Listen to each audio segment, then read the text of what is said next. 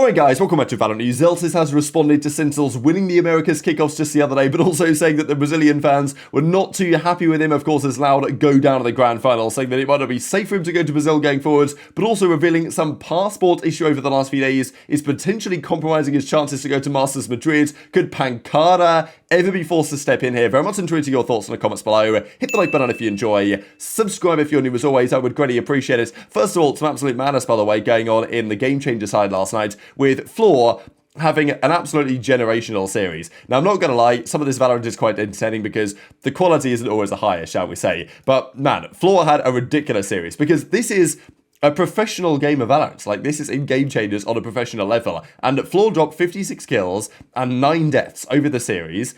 Even the defensive stats, I mean, we can have a look at this in a second on the VLR here, but I mean, look at the rating. 535 ACS on defense, 100% cast, obviously, because never died. 329 ADR, 3.6 rating, if you trust the VLR rating. But to be fair, to have this rating on the, the Raze and the Jet on VLR is, like, incredible, because they always seem to punish those players. So, I mean, just look at this. Also got to say Avery on the other side. She had 3 kills over 2 maps, which was pretty tough to be fair. I guess if we add up the kills as well. So, yeah, they had, what, 30, 54, 57 kills? Wow, so, yeah, over the 5 players, Flor almost had more kills than the entire enemy team combined, but just not quite. Sunset was 13-2. Flor went 33-8 here on the Raze to win the map, and Avery had 2 kills. And then the Icebox was 13-0. So, yeah, quality stuff here. Flor was obviously 13 on 23-1 in this series. Avery had 1 frag. Not the greatest series, but yeah, just absurd stuff. And if we look at defense, right, Flor was 30-0 scoreline. So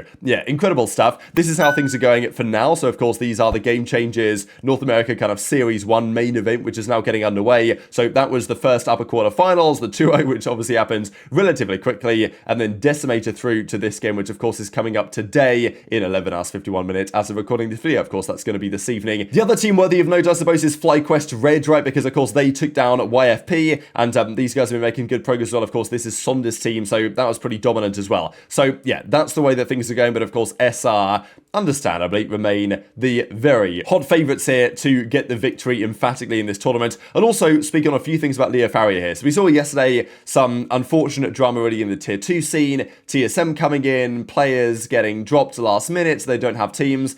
And, like, I think that this is unfortunately a natural element of the Tier 2 ecosystem in esports. Like, you're not going to get every team in Tier 2 salarying their players.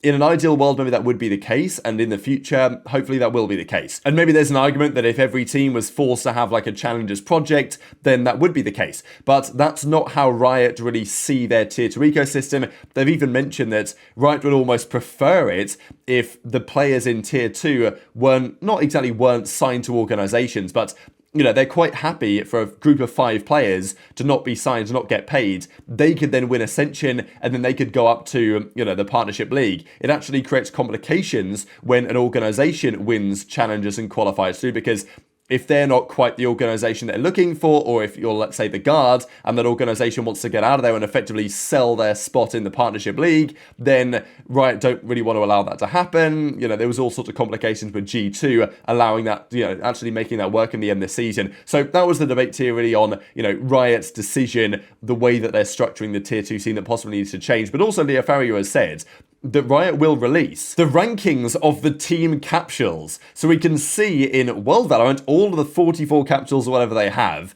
which capsule has sold the best. So, of course, in part, this is the capsules that look nice, I imagine, but also those for the big teams and those that have done the most marketing. And, well, who's been doing the most marketing? We know the name of that man. We'll discuss him in a second. So, apparently, though, some teams have already sold their minimum guaranteed amount for the year in only 2 weeks. So, no doubt, Riot are making bag off this, because I reckon they're taking 50% off the top of all of the revenues, and then the rest of it is going to the teams. So it's actually really cool that this is going to work. We always have these conversations about, well, how do you make esports sustainable? Is it just like a money sink effectively that's trying to advertise the game? But this is a way to make it work. If you integrate the esports side of the scene with the game itself, and do banger, kind of promotions like this. I also think they could have done a better job as well in terms of the customization. I think going forwards, they can do an even better job than just this, but I'm happy with the way that it's gone. The minimum amount, by the way, just to notice, is that there is a stipend by Riot given to the partner teams,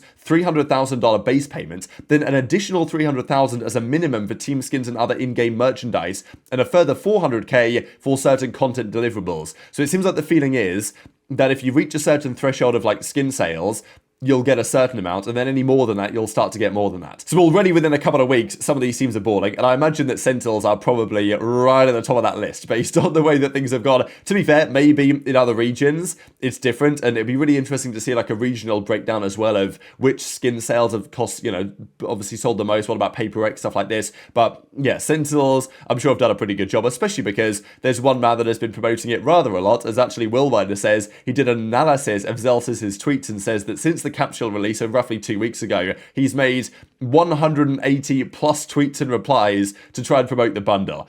That's 13 tweets per day promoting the bundle, and Zellsis says, all right, here we go, 181 buy the Sentinels bundle. Did he reply to this one? Yeah, he did. Here we go. So yeah, it's another sale getting locked in here by Zellsis. Sentinels Employee of the Month. Absolutely, I think Ron Moore's joked around about this as well and said that this guy, he's won the event and he's doing the job of, so many people at the organization. So it's great to see, to be fair. And Zellsis, of course, has also played a massive part in the turnaround of this team. He's not just a vibes merchant. He's not just there to bring the energy. He's obviously a great player, but also just a crucial part of like the energy of that team behind the scenes. Like their team dynamics are so good, Sentinels, that the team is going to continue to have more success. And let's be honest here, they probably go into Masters Madrid as the favourites in some part. Maybe not quite, but, Paper X, they of course lost to Gen.G in the finals of the Pacific side. The Chinese teams aren't going to be expected to win. And then in Europe, sure, KC looked unbelievably good, and I think they will be really good come the tournament. But it's not like Fnatic are there, and it's not like Fnatic qualified dominantly, and the other team in Loud, SEN just beat them in the finals. So it's a crazy circumstance we find ourselves in here, really. But we've got to talk about Pancada versus Zellsis, what's happening behind the scenes. Zellsis also notes on stream that after the Loud series, he was getting some messages, shall we say, from Brazilian fans. I know that Zellsis doesn't take this the way that some players would take this, which is fair enough, but he does recognise that probably a very vocal minority of, Brazilian fans are not so happy with Pancada, probably for a couple of reasons. Firstly, he was, kind of talking trash on Loud and, of course, beating them, right, which is one thing, but also the whole Pancada stuff. The fact that Zellsis comes in, Pancada's gone.